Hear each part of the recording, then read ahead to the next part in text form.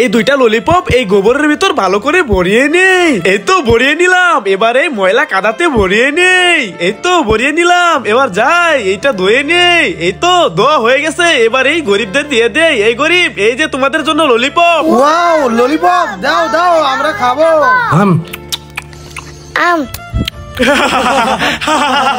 এই গরিবদেরকে গোবরে ভরা ললিপপ খাওয়াইছি।